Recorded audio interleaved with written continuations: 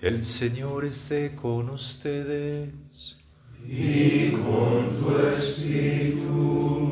Lectura del Santo Evangelio según San Marcos. Gloria a ti, Señor.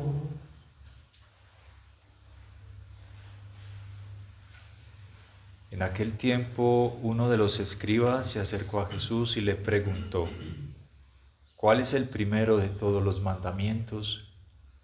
Jesús le respondió: El primero es: Escucha, Israel, el Señor nuestro Dios es el único Señor. Amarás al Señor tu Dios con todo tu corazón, con toda tu alma, con toda tu mente y con todas tus fuerzas. El segundo es este: amarás a tu prójimo como a ti mismo. No hay ningún mandamiento mayor que estos. El escriba replicó: Muy bien, maestro, tienes razón cuando dices que el Señor es único y que no hay otro fuera de Él, y amarlo con todo el corazón, con toda el alma, con todas las fuerzas, y amar al prójimo como a uno mismo, vale más que todos los holocaustos y sacrificios. Jesús, viendo que había hablado muy sensatamente, le dijo: No estás lejos del reino de Dios. Y ya nadie se atrevió a hacerle más preguntas. Palabra del Señor. Gloria a ti, Señor Jesús.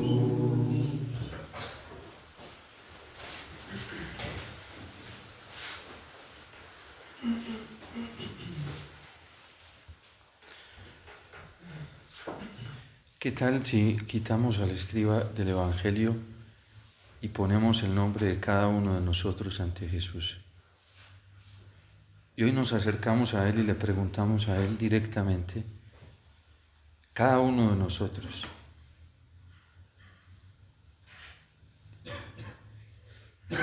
¿cuál es el primero de todos los mandamientos? ¿Qué es lo primero que Dios quiere que hagamos? Jesús vino a contarnos qué es lo que verdaderamente le gusta al Padre, qué es lo que hace feliz al Padre, qué es lo que agrada al Padre. La tarea de los escribas, que eran los más estudiosos en el contexto judío de la Sagrada Escritura, era precisamente identificar qué era en realidad lo que Dios quería. Eran hombres intelectuales con mucho conocimiento en casuística, en el ámbito moral, doctrinal, especialistas en la ley, en las tradiciones interpretativas de la ley. Se la pasaban todo el tiempo estudiando, y la pregunta básica y esencial de ellos debería ser esta. Por eso este es un escriba que no está tan lejos del reino de Dios.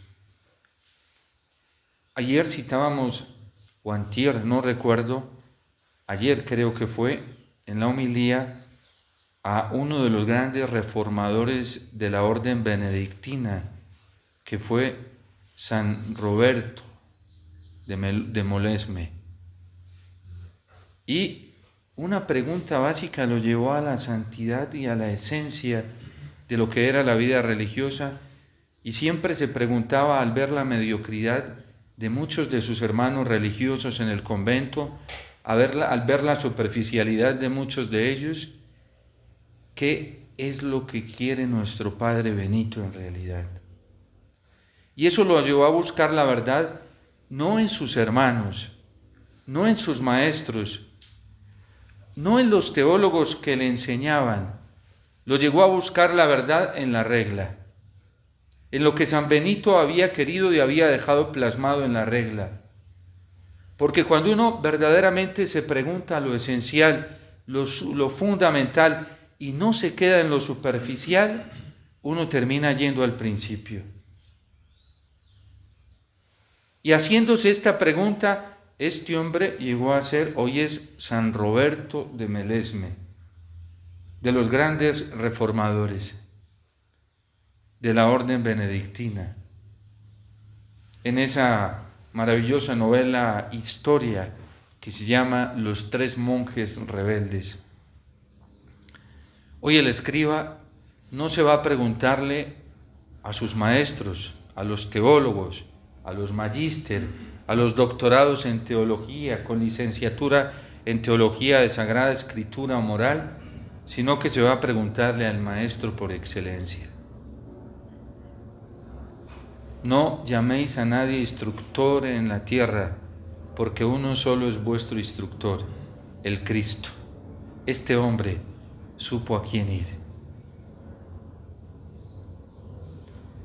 Y el problema que vivimos en el ámbito religioso de hoy es que muchos de nosotros ya perdimos el norte porque ya no sabemos a dónde ir a preguntar. Vamos y le preguntamos a cualquier aparecido o aparecida por ahí que tenga como ciertas ínfulas de verdad o por lo menos tenga esa apariencia autoritaria de dominio y control de la verdad y de dueños de la teología, dueños de la fe, dueños de la moral y no siervos, como dice el Papa Benedicto XVI, de la fe y siervos de la moral. Lo ha denunciado el Papa Benedicto XVI en su libro póstumo. Hoy asistimos dentro de la Iglesia a dueños de la fe, obispos, sacerdotes, teólogos, que son los que tienen la autoridad, los dueños para decir quiénes entran al cielo y quiénes no, tanto que canonizan ya en vida. Y le dicen a la gente, este es un santo, este otro sí, este otro no, este. Ellos son los dueños. Yo no sé quién les dio a ellos la autoridad para canonizar, pero la tienen. Y la manejan y la controlan.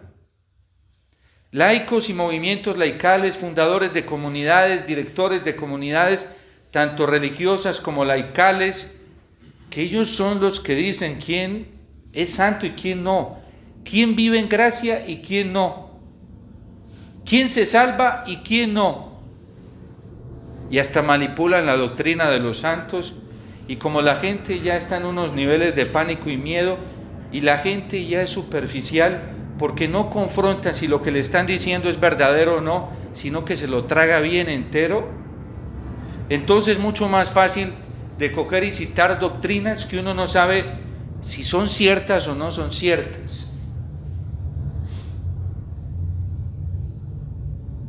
En las muchas experiencias que yo he tenido de ir a lugares y a veces de escuchar guías que hablan de los santos y hablan de esto, a mí siempre me queda algo en el interior, y es que, por ejemplo, cuando le hablan a uno de la vida del Padre Pío, todos cuentan cosas diferentes. Y uno dice, ¿y entonces cuál me está diciendo la verdad? Cuando le hablan a uno de ciertos santos, todos cuentan, hasta uno va a leer biografías, y lee una y se la cuentan de una manera, y va a otra biografía de Santa Teresita, por ejemplo, y se la cuentan. ¿Cuál es la verdadera entonces? Y la gente termina confundida, porque ya perdimos ese instinto de conservación de la verdad. Y hoy hay tantos dueños de la verdad, tantos dueños de la verdad moral, tantos dueños de la verdad de la fe, que uno no sabe ni cuál tiene la razón. Con razón dijo la Virgen en Akita, Japón, que el castigo que iba a venir iba a ser más doloroso que el diluvio. Al menos si esto se inundara, pues sería menos tiempo de sufrimiento, ¿sí? Más rápido llegaría la muerte, que la necesitamos para poder ver al Señor. Pero es que se está cumpliendo lo que dijo la Virgen en Akita, Japón. Llegarán días en que ¿qué consistirá el castigo? Obispos contra obispos dentro de la iglesia, cardenales contra cardenales, sacerdotes contra sacerdotes. Es un tema doctrinal. ¿Y quién tiene la razón? ¿Quién sabe la verdad?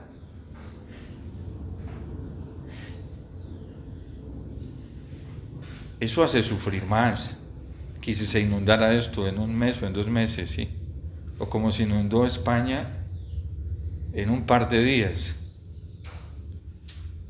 Lo que vimos, creo que fue el año pasado, que la gente no alcanzó a defenderse de la inundación y murieron tantos.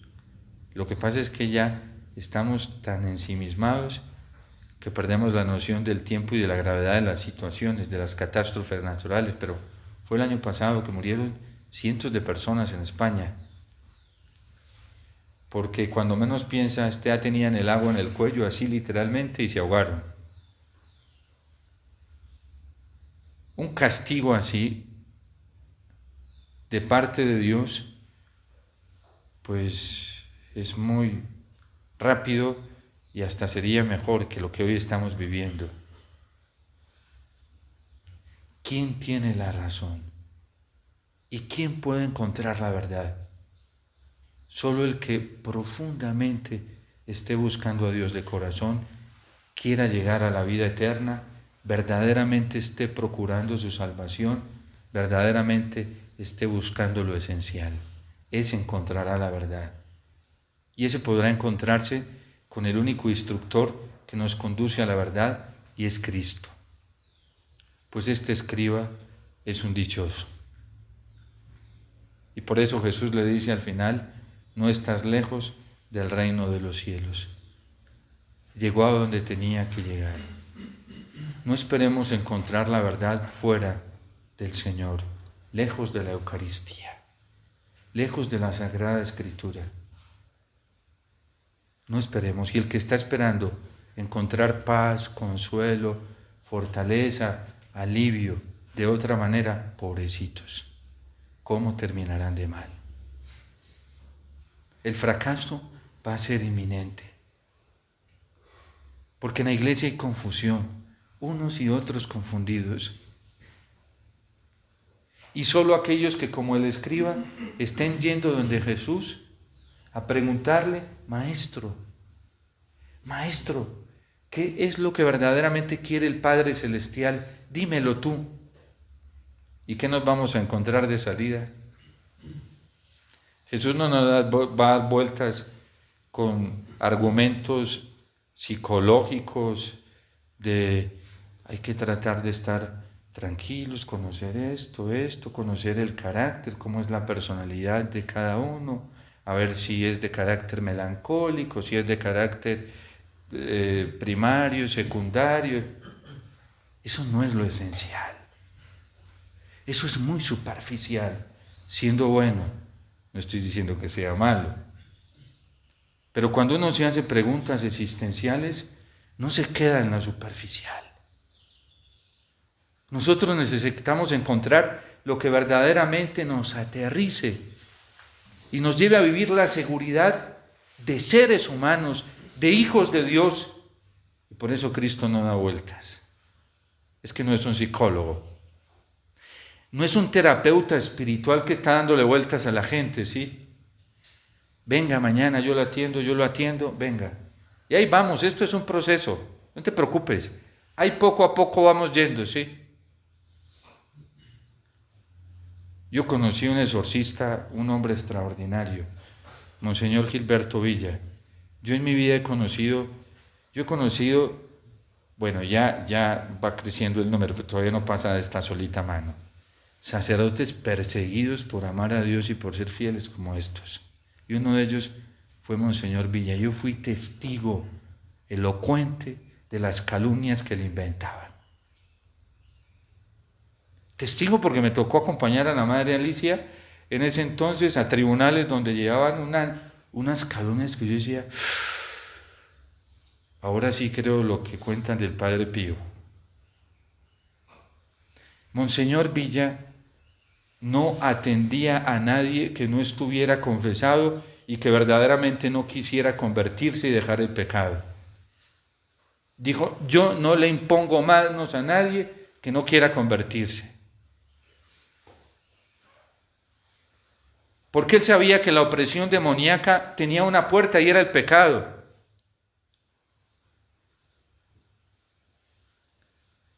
Es que la medicina es la conversión. El que no quiere convertirse, no quiere buscar a Dios, es una mentira disfrazada, que anda buscando la compasión y el amor de Dios, pero no quiere cambiar. Los hijos del fiat y las hijas del fiat de nuestras constituciones tenemos un principio espiritual para vivir verdaderamente nuestra consagración religiosa, porque si no vivimos en esa dimensión, es mentira nuestra consagración religiosa. Y si vivimos nuestra consagración religiosa basados en el proyecto de Dios amor para con nosotros, y de una nos viene, nos lo explica. ¿En qué consiste? Hay que vaciar el corazón de todo lo que no le gusta al Señor.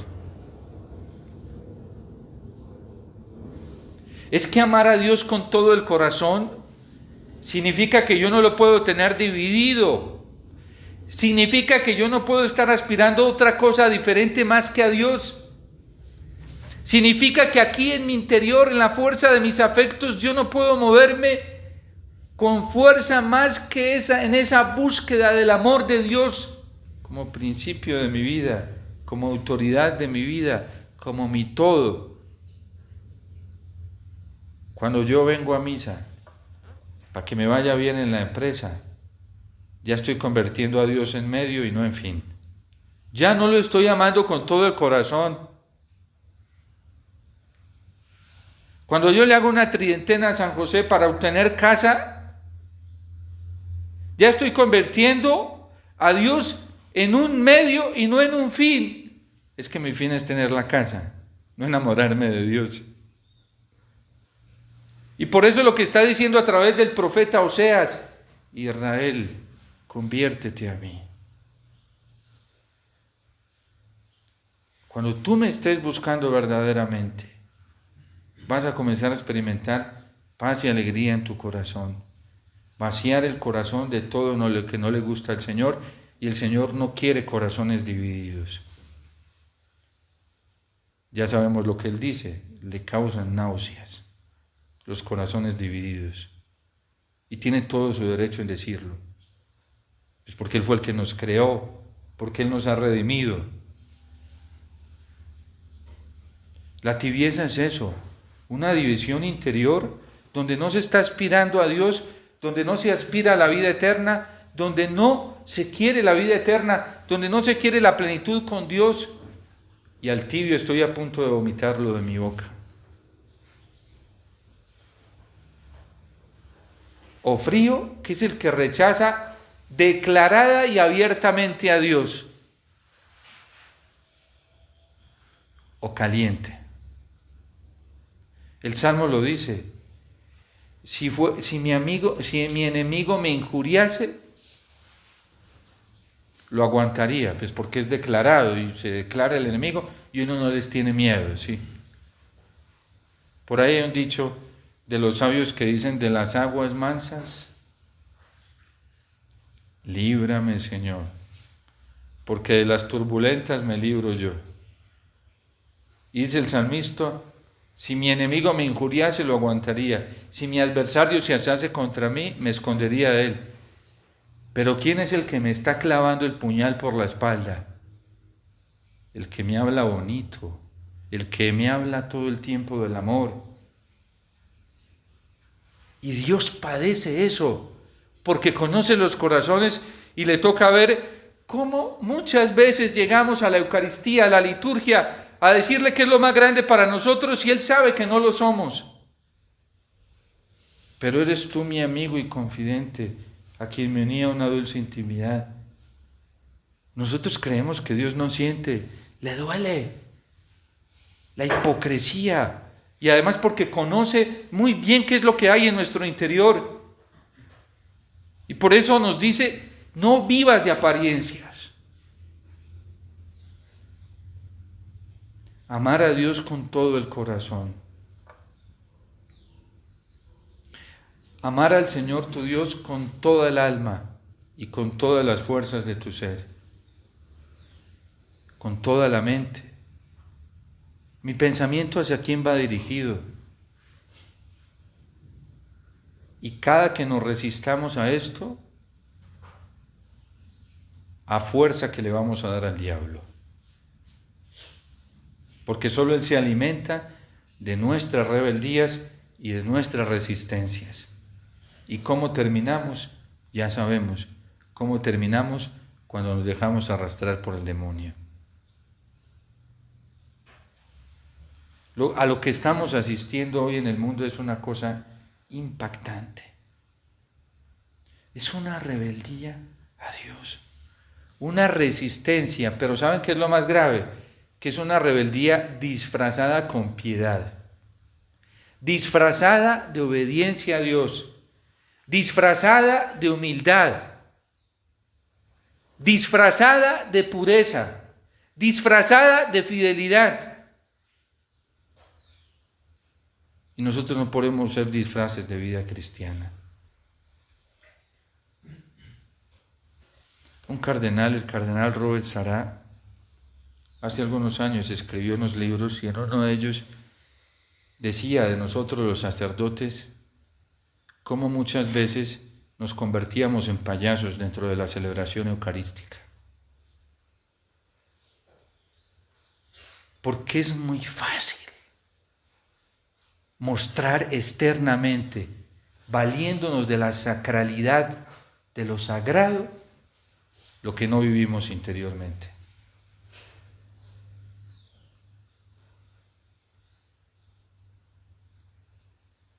De hecho, la Iglesia pide, por ejemplo, a un sacerdote que esté en pecado mortal, que mejor no celebre la Eucaristía.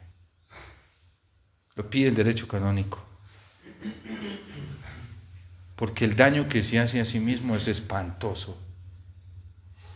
Y el que le hace al pueblo de Dios también. Dios pide todo de nosotros. No porcentajes. Todo el corazón, toda el alma, todo el ser, toda la mente. Y no es injusto cuando lo pide, porque Él fue el que nos dio todo. Él fue el que pagó el precio más alto por este todo que somos nosotros. No nos rebelemos más al Señor, que nos hacemos un daño grandísimo. La esencia de la alegría está precisamente en la fidelidad al Señor. La esencia de la paz está en la fidelidad al Señor. Por eso esos discursos maquillados de amor de Dios, de misericordia, sin la verdad de la obediencia a sus mandamientos, son la mentira más desgraciada que la gente puede estar acogiendo hoy. Son un veneno, puro veneno, y veneno mortífero. Una misericordia sin el arrepentimiento de los pecados y el propósito de mandar la vida, de volver al Señor de todo corazón, como nos lo exige este camino de la indulgencia plenaria, es un veneno. Porque para poder ganar la indulgencia plenaria hay que cumplir los requisitos. Y uno de ellos es la confesión con el propósito firme, nos lo pide la Iglesia, de no volver a pecar. Yo no puedo ir a confesarme si evidencio dentro de mi interior que todavía estoy apegado al pecado y quiero seguir pecando. Con tal que me confiese, no juguemos con el sacramento de la penitencia. Hay gente que dice, Padre, ¿y si mañana vuelvo a caer otra vez en deshonestidad? Y hay padres que dicen, pues vuelve, no te preocupes, vuelve y te confiese. Ese padre juega con la confesión. ¿Cómo es posible que antes de ir a confesarse o durante la confesión pueda hacer una pregunta de esas? Cuando la está haciendo es porque ya declara que no tiene el firme propósito de convertirse. Se está confesando con la posibilidad de volver a caer. Eso no cumple el requisito de enmendar la vida. Una cosa es que uno caiga por debilidad, en ese esfuerzo por ser mejor y por serle fiel al Señor. Otra cosa es que uno vaya dejando entrar ese veneno mortífero del error, de decir, pues no importa, igual si caigo, pues vuelvo y me confieso. Mejor que no lo hagas. porque hay veneno que le inyectas a tu alma. Nosotros tenemos que tener la certeza de la fuerza que el Señor nos da en los sacramentos para no volver a caer. Y si uno cae es por desconfianza de la gracia del Señor, porque la gracia no falla. Si uno vuelve y cae es por incrédulo, porque la fe es suficiente para no volver al pecado. El requisito del amor del Señor es la conversión verdadera, y hoy nos lo está diciendo a través del profeta Oseas. Conviértete, que si te conviertes, mira las bendiciones que te tengo acá. Dios no dice, si te conviertes, no te preocupes que el ciprés volverá a entrarle polilla, volverá a entrarle no, el ciprés crecerá esplendoroso. Es lo que dice la promesa. ¿Cómo es que algunos predican un evangelio de caída? Eso es diabólico. Peor aún, otros se lo tragan entero.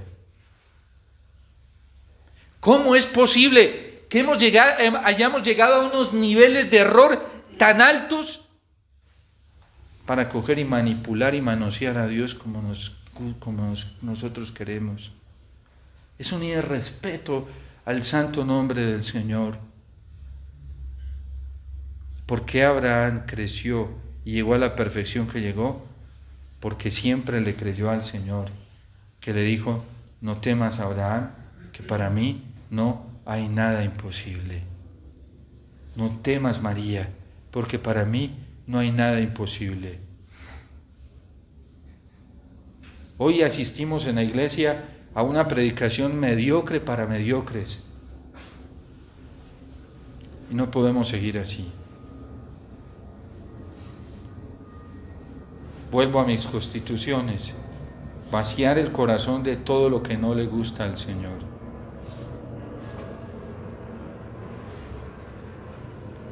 Para hacer vasijas de arcilla sin otro contenido que la infinitud del amor misericordioso del Señor. Voy al catecismo y también yendo de una vez al Concilio Vaticano II. Dios ya capacitó al hombre para vivir una vida de perfección desde que lo creó.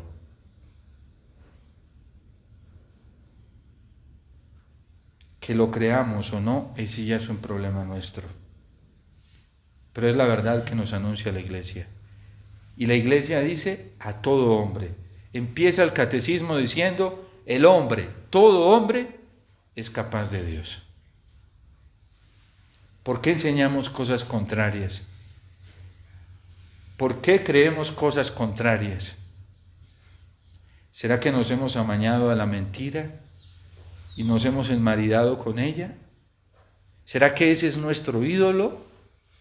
¿Será que ese es nuestro Dios?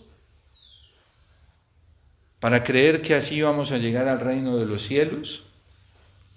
Al joven rico que le pregunta al Señor qué tiene que hacer para conseguir la vida eterna, Jesús le es claro.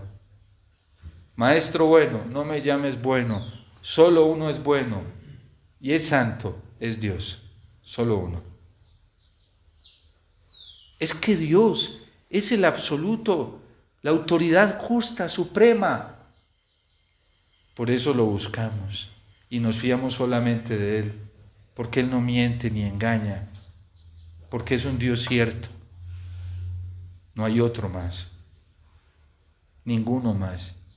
Ni siquiera los santos son equiparables a Dios. Por eso hay un culto en la iglesia de adoración, hay un culto de veneración y hay cultos en la iglesia de diferentes grados. El culto a los santos no tiene el mismo nivel que a Dios.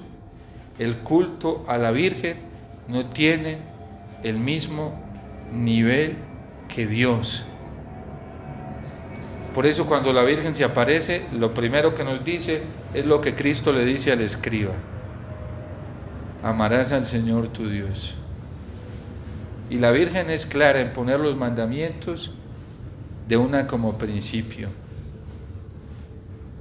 Estas teologías basadas en una misericordia relativista y en un amor relativista no ponen los mandamientos como venidos de Dios, sino como una amenaza contra la dignidad de la persona humana. Eso no es de Dios. Son un regalo que Dios nos dio para vivir en la plenitud y en la alegría del amor. San Juan Pablo II en la Veritatis Splendor,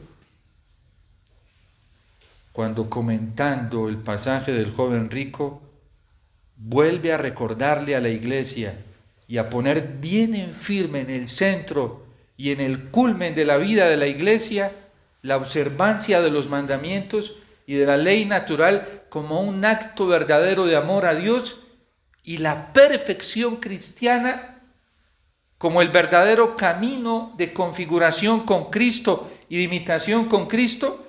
En el segundo capítulo nos advierte con una cita del apóstol San Pablo a los romanos: no se ajusten a las mentalidades de este mundo.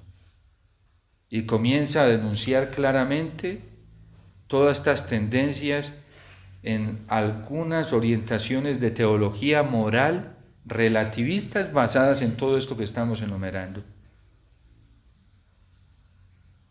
Un amor vaciado de verdad,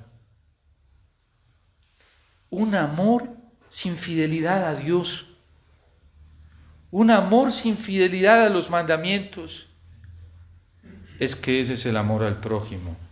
Mentiras. Mentiras, mentiras, mentiras, mentiras. Las terapias psicológicas son especialistas en eso.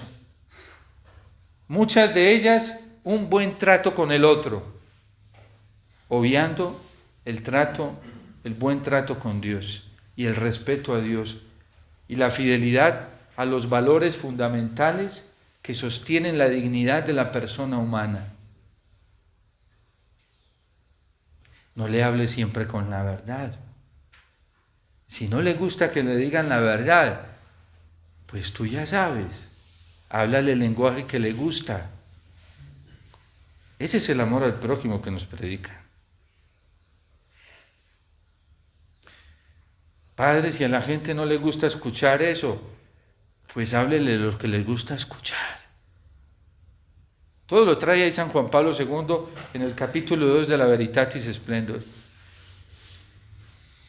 ¿Cómo nos vamos ajustando? No os ajustéis a las mentalidades de este mundo, porque ya sabemos a dónde conducen esas mentalidades. El primer mandamiento, lo más importante, lo que quiere Dios para que seamos felices, es que lo amemos con todo el corazón, con toda el alma, con toda la mente y con todas las fuerzas. Y el segundo es este: amarás a tu prójimo como a ti mismo. ¿Ustedes creen que una persona en pecado se ama a sí misma? Se está destruyendo a sí misma. ¿Y ustedes creen que va a amar al otro? Lo va a destruir, porque así lo va a amar. Una persona infiel a Dios, ¿ustedes creen que se ama a sí misma? Se está destruyendo a sí misma. Porque el que se aparta de Dios necesariamente se tiene que entregar a otro Dios. Y ese Dios la destruye. El Dios de los propios criterios, del propio capricho, de los criterios de la mayoría. Y mientras se está destruyendo, ¿ustedes creen que lo que le va a dar al otro es verdadero? Pues así la va a amar, como se ama a sí misma, y como se ama a sí mismo. Y eso es lo que le da al otro. ¿Cuántas personas hoy en nombre del Evangelio se autodestruyen, inventándose actividades pastorales? Eso lo tenemos dentro de la vida sacerdotal. Sacerdotes que se autodestruyen, inventándose una cantidad de actividades pastorales que no son propias del ministerio sacerdotal, una cantidad y los esfuerzos, y después terminan estallados. Y eso que dan, cuando ellos mismos se autodestruyen, eso que dan también destruye a la gente. Porque cuando uno no tiene esa comunión plena con Dios, ¿qué va a dar? Uno no va a dar a Dios. A Dios, la comunión con Dios no se obtiene a punta de terapias psicológicas o de terapias espirituales. La comunión con Dios se obtiene a punta de conversión a Él, de volver a Él de todo corazón. No se obtiene con idealismos, se obtiene con experiencia verdadera porque volvemos a Él, nos arrepentimos delante de Él, le pedimos perdón y le decimos: Señor, tienes toda la razón.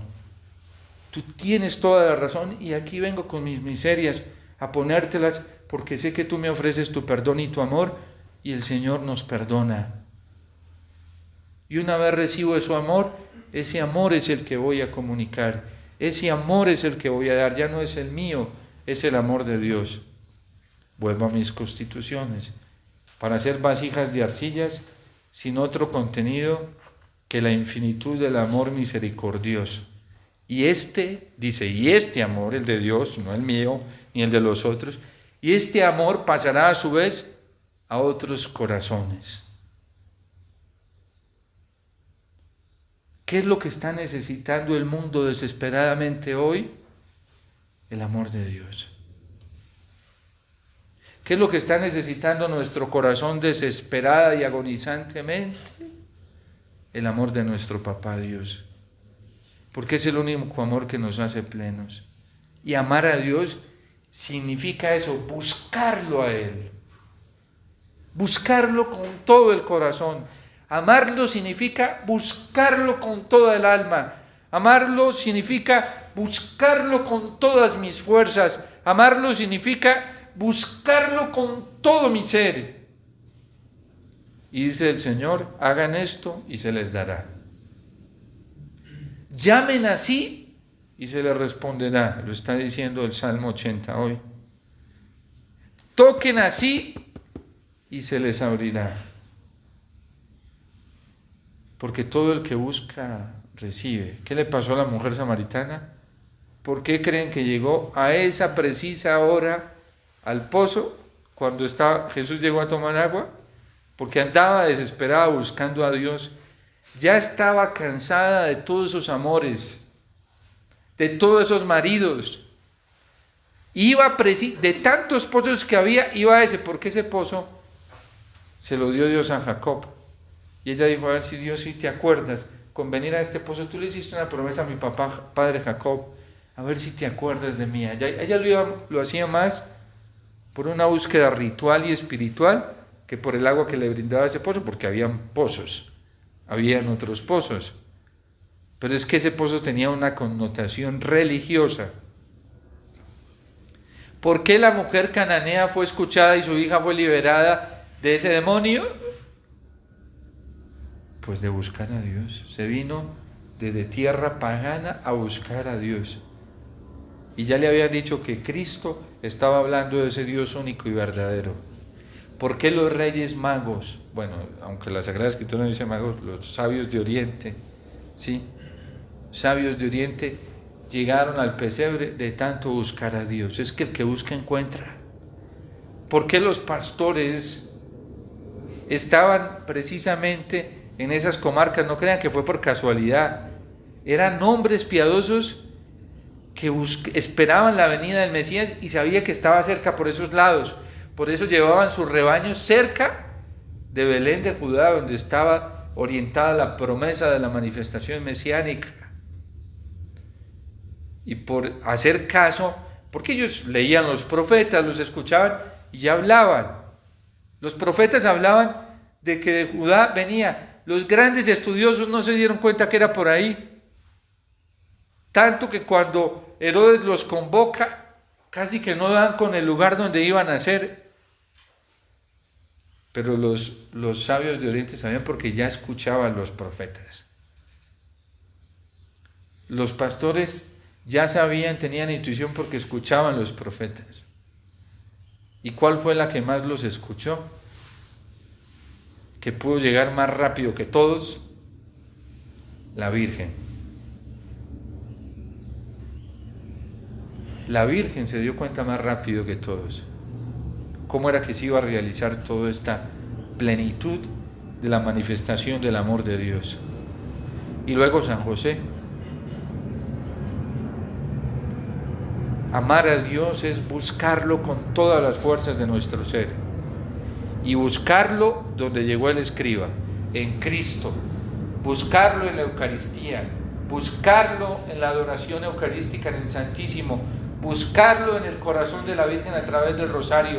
Buscarlo en la Biblia, sobre todo en el Evangelio.